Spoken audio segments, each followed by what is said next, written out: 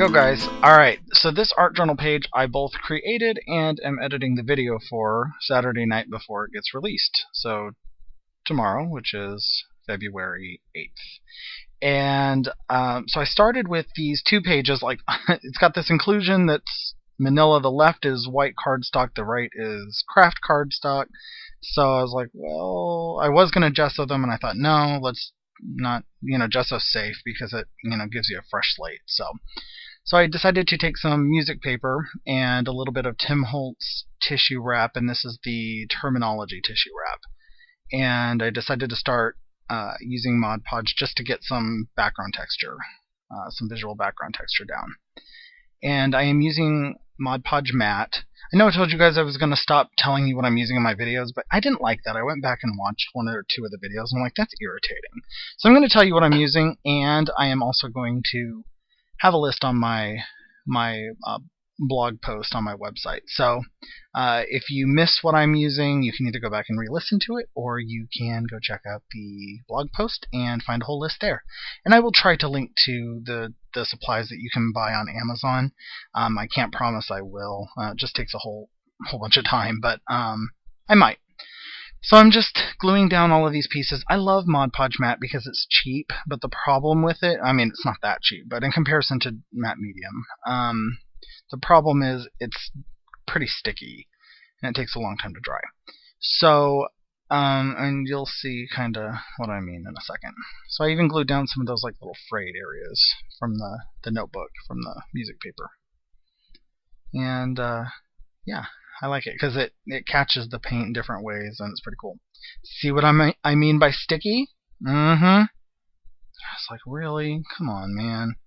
So this is Liquitex Clear Gesso, and I needed something that would allow me to use. I wanted to use pan pastels because I have them and I never use them. I'm afraid of them. So I use pretty much the two products that I am kind of afraid of, and those are pan pastels and Inktense. So yeah. By the way, that levitating brush is stuck in my mouth. See, idiot.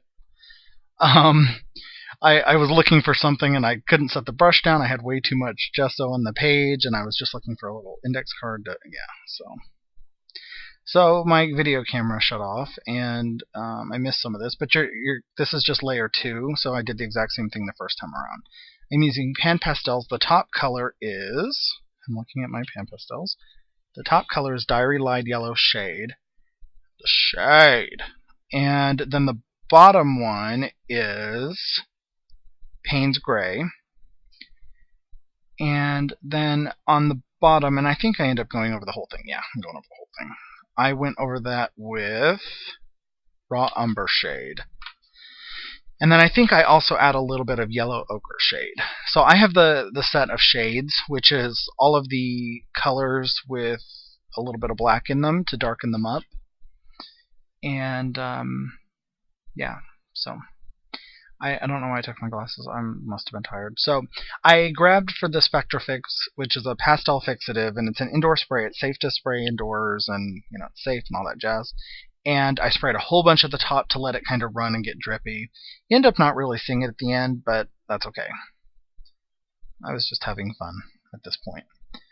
Okay, so this is molding paste, and I'm just using it with a palette knife to just go here and there, and I swear when I did this, I was thinking, oh my god, I just ruined this page. Because I was actually really liking where it was going. I knew I wanted to do something abstract. I knew I didn't want it to have a focal image. I just wanted the page to speak for itself. Can you tell I'm in an art appreciation class? So I really wanted this extremely abstract page. I do put words on it, which kind of takes away from abstract, but I came up with this phrase, and I wanted to hide it somewhere, but it was too late by that point. So yeah. So I scraped it all on. It's really thick on there, and then I'm like, so I grabbed this little bit of comb that I got from the dollar store, and I started scraping some like lines in it, and then I went at like a 45-degree angle the other way. So it created this kind of cross-hatched look. And it created these really deep grooves because the molding paste was on there so thick, and it's really cool. So I still thought I ruined it. So then a couple hours later I came back. I did this all today. Did I mention in between going to have our brakes looked at and the grocery store, and we still have to go back for the brakes tomorrow because they were busy, and dinner with the in-laws. So yeah, you have to use your time wisely. So I went back in with the exact same colors I did the first 2 times. Now the beautiful thing about pastels is you can build them up. Once you fix them to the page using some sort of fixative, you can build those colors up, keep layering and layering and layering. And the results are really, really cool.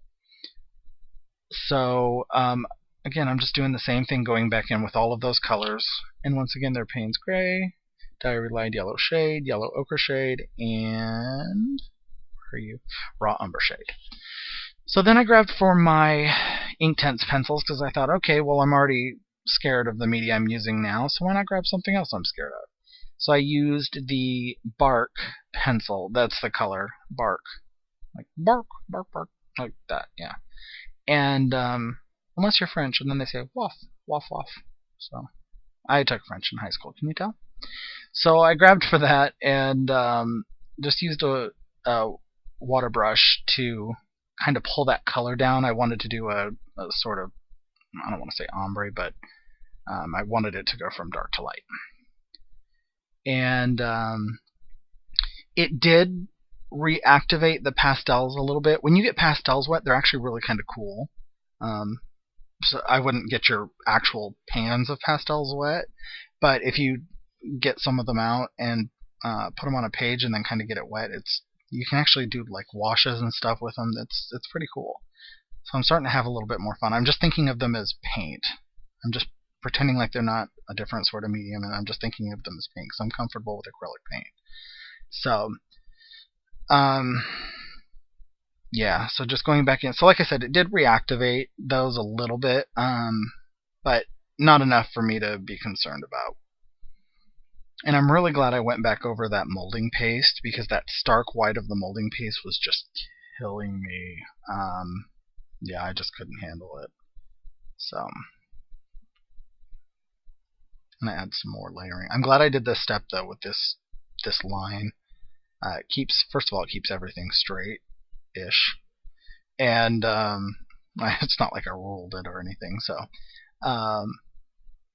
the world's a mess, and I just want to rule it.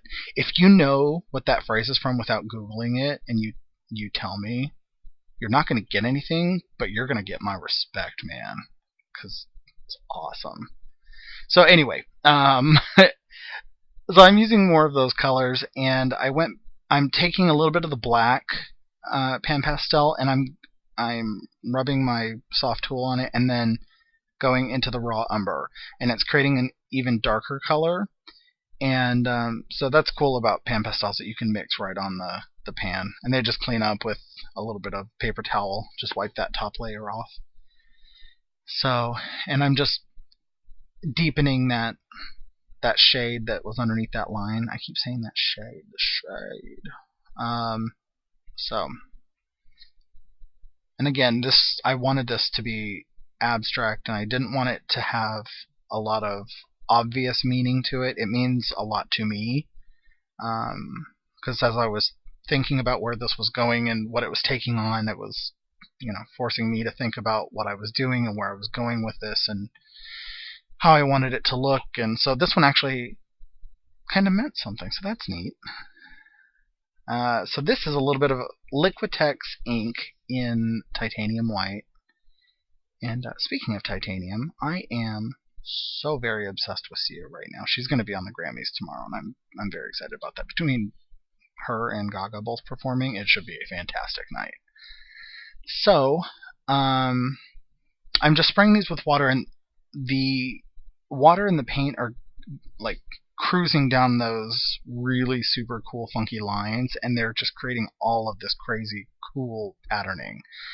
And yeah, I can't even describe how cool it is, because it did the work for me, which is neat. So this is some Dr. Martin's Hydrus Fine Art watercolor in the color 10H Venetian Brown. And I just bought some of these. I think Packer Dye uses these, because I see her use a lot of liquid watercolors. And I've wanted some, so I got some, and I almost didn't get the brown. I was like, no, I'll just get purple, pink, and teal, which is what I use. And I thought, no, grab the brown because it's good for vintagey stuff. And this is the first one I pulled out and used, so I'm very glad I bought the brown. So as you can tell, I am doing the same thing going the other way. Since the white was acrylic, it's dry, it's not reactivating with the water. The brown's watercolor, so it will reactivate. Now the white is has an almost gloss finish because it's acrylic, and the brown is almost chalky, so it's pretty cool. And now I printed a phrase from my computer, and I'm cutting it out. And I used the same font that I use in my videos, and the name of the font is Impact Label. I got it from DaFont, and I donated to the guy who made it because yeah, he's an artist too, and I'm using his stuff. So and he was really cool. He said thank you, and yeah, so and by the way, it's DaFont, www.dafont.com, and again, the name is Impact Label. It looks like an old Dymo label with the black letters. It's cool.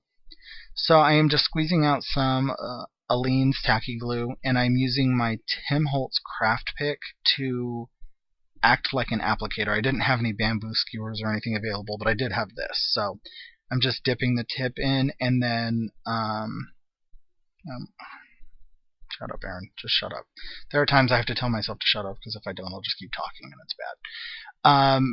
So I am just applying a very, very small amount of the glue, and then I'm using some tweezers to adhere it down.